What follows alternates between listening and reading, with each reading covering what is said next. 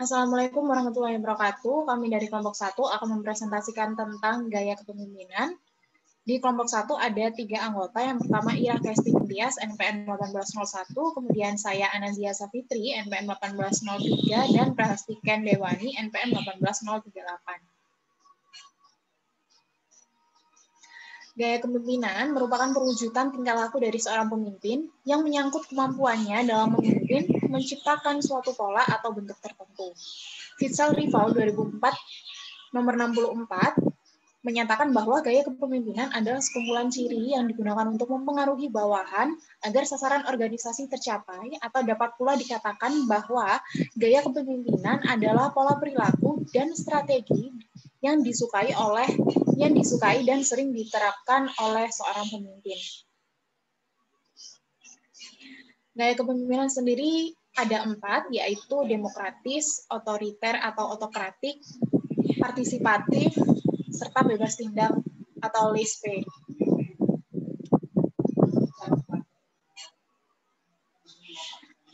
MH Matondang 2008 nomor 5 menyatakan bahwa gaya kepemimpinan adalah pola sikap dan perilaku yang ditampilkan dalam proses mempengaruhi orang lain. Gaya kepemimpinan ini banyak ragamnya, antara lain yang pertama, gaya kepemimpinan memberitahu atau telling, gaya kepemimpinan berkonsultasi atau consulting, gaya kepemimpinan berpartisipasi atau participating, serta gaya kepemimpinan mendelegasikan atau delegasi. Kemudian three-dimensional grid dalam MH Matondang 2008 nomor 7 menyatakan bahwa gaya kepemimpinan yang kurang efektif yaitu disaster, missionary, autocrat, serta compromising. Yang kedua, gaya kepemimpinan yang efektif yaitu birokratif, developer, autocrat, benevolent, dan eksekutif.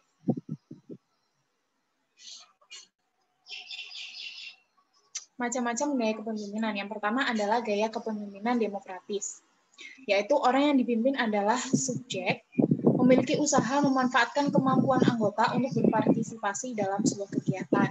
Keputusan diambil dengan mengedepankan musyawarah, menomorsatukan kerjasama dan kerja tim. Kemudian yang kedua ada gaya kepemimpinan otoriter, yaitu kekuasaan berada dalam genggaman suatu orang atau kelompok kecil.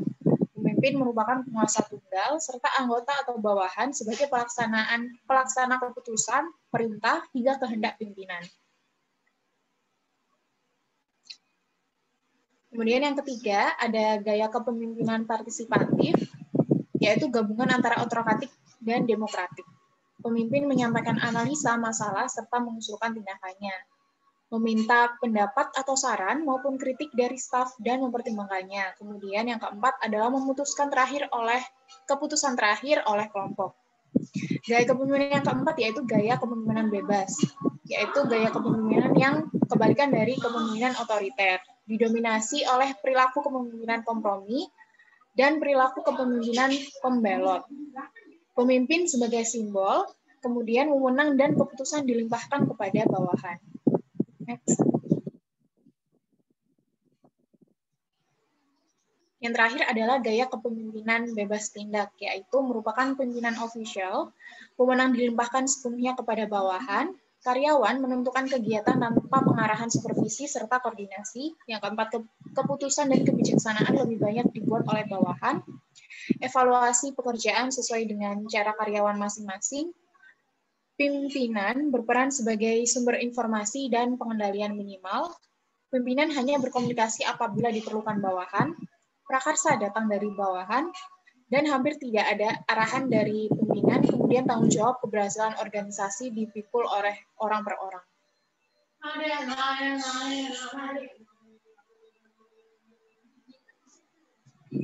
Sebenarnya bagaimana sih gaya kepemimpinan yang efektif? Gaya kepemimpinan yang efektif, yang pertama yaitu tidak mempengaruhi perilaku orang lain. Jadi, pure orang itu sendiri yang melakukannya tanpa ada paksaan. Kemudian, kepemimpinan disesuaikan dengan tingkat kedewasaan bawahan. Kedewasaan bawahan terbagi menjadi 2, yaitu kematangan pekerjaan dan psikologis. Next.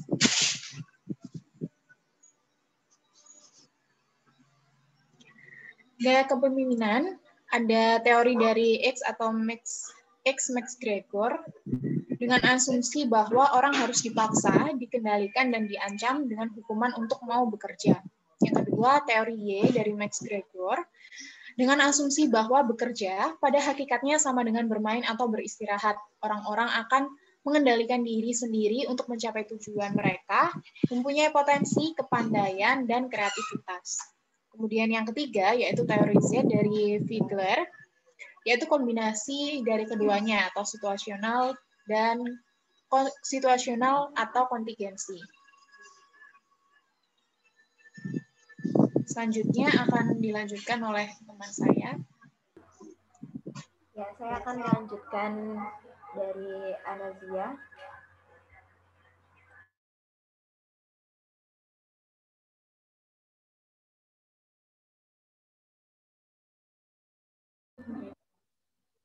Ya, berikut adalah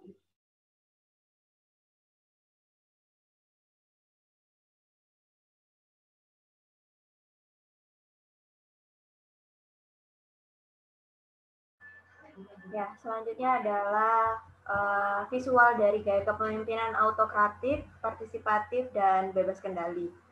Selanjutnya.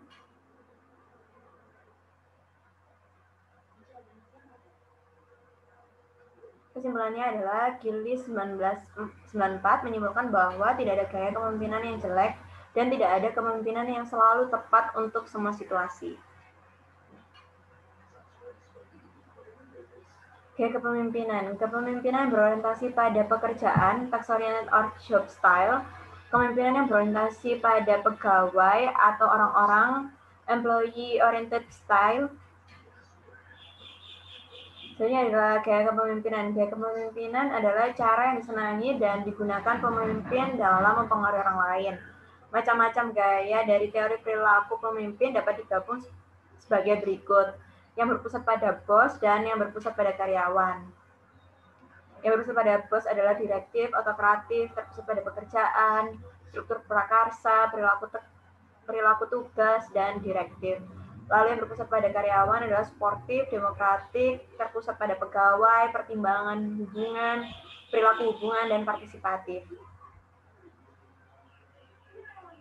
Gaya kepemimpinan kontinum. Yang pertama, gaya kepemimpinan ini dikembangkan oleh Robert Tannenbaum dan Warren Smith. Terdapat dua bidang pengaruh yang ekstrim, yaitu bidang pengaruh pimpinan dan bidang pengaruh bawahan.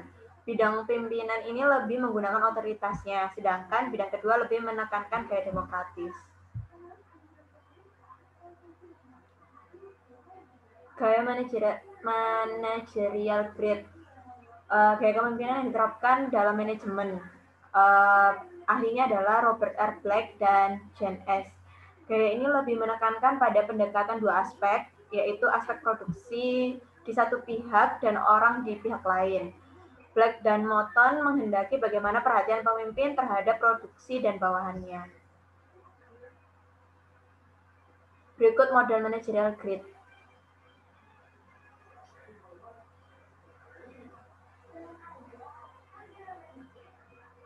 Selanjutnya yaitu gaya kepemimpinan 3 dimensi Redin, gaya kepemimpinan yang efektif.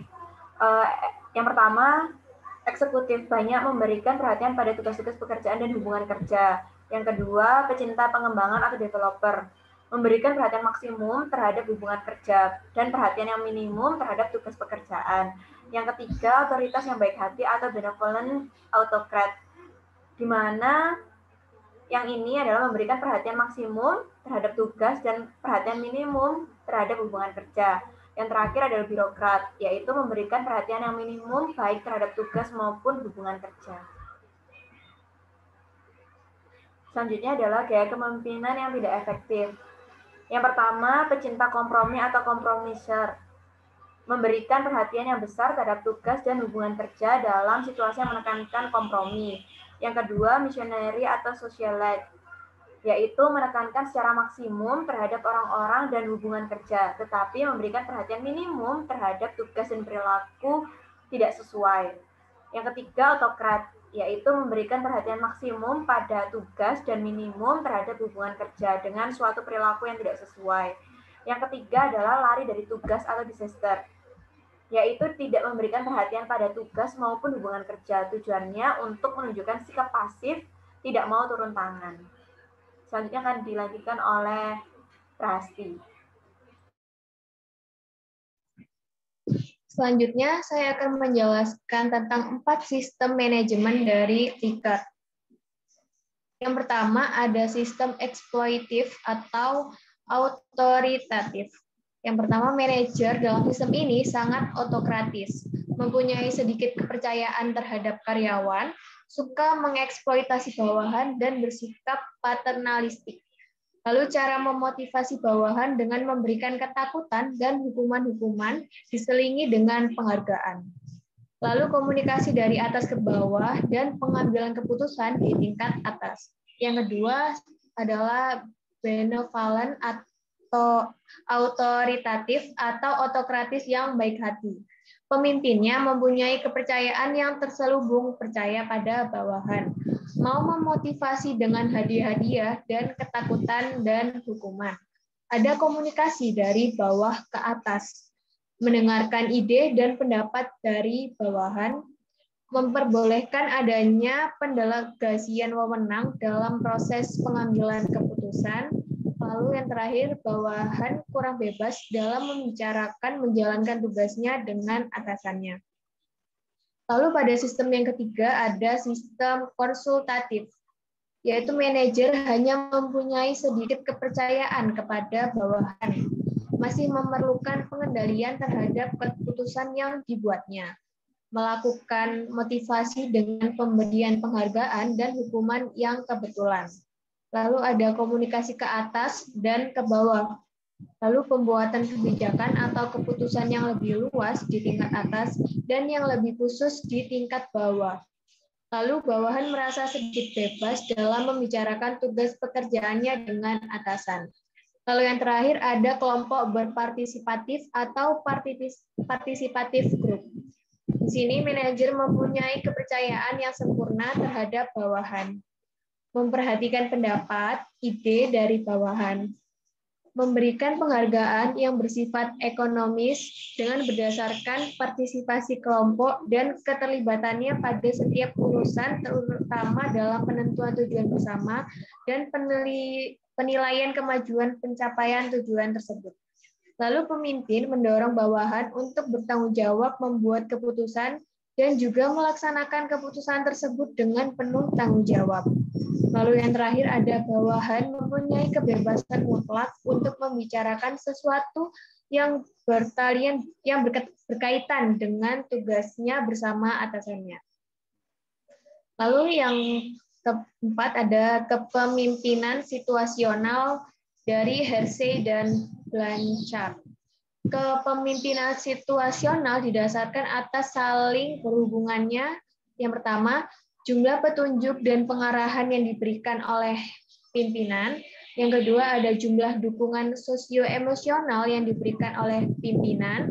Yang ketiga, ada tingkat kesiapan atau kematangan para pengikut atau bawahan yang ditunjuk dalam melaksanakan tugas, fungsi, atau tujuan tertentu. Nah, ini menurut Hersey dan Blanchard, penemunya pada tahun 1979, ada 4 jenis tingkat kematangan bawahan atau followers, yaitu orang tidak mampu dan tidak mau atau tidak yakin pada M1. Orang yang tidak mampu tetapi mau ditunjukkan di M2. Orang yang mampu tetapi tidak mau atau kurang yakin ditunjukkan pada M3. Orang yang mampu dan mau atau yakin ditunjukkan kepada M4. Nah, ini adalah model kepemimpinan situasional Hersey dan Blanchard.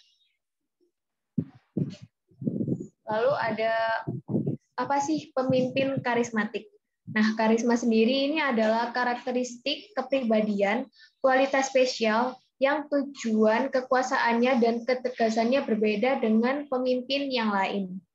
Karisma persepsi subjektif, misalnya pemimpin karismatik karena visi besar, public figure, populis, jenius, dan inspiratif, dan relawan. Nah, lalu apa saja sih kualitas luar biasa dari seorang pemimpin karismatik? Yang pertama ada selalu bersemangat, optimis, energetik di setiap waktu, berlaku jujur dan terbuka, tindakan dan gerakan selalu ada tujuan, pandai memuji yang beralasan, gunakan ekspresi wajah yang hidup, tampil gagah dan bertindak tegas. Lalu ada gaya kepemimpinan yang berbasis perilaku atau autocratic democratic leadership. Autocratic leadership style yaitu membuat keputusan, memberitahu karyawan apa yang harus dilakukan dan secara ketat mensupervisi karyawan. Lalu democratic leadership style mendorong partisipasi dalam keputusan, bekerja dengan karyawan untuk mempertimbangkan apa yang perlu dilakukan dan tidak terlalu ketat mensupervisi karyawan. Lalu ada initiating structure and consideration leadership. Ini ada initiating structure behavior, memfokuskan pada membuat tugas terselesaikan. Consideration behavior memfokuskan pada memenuhi kebutuhan orang dan mengembangkan hubungan. Nah, di sini pemimpin mungkin mempunyai initiating structure dan consideration rendah atau tinggi, maka dapat dikembangkan menjadi 4 leadership style. Yang pertama ada low structure and high consideration. Yang kedua ada high structure and high consideration.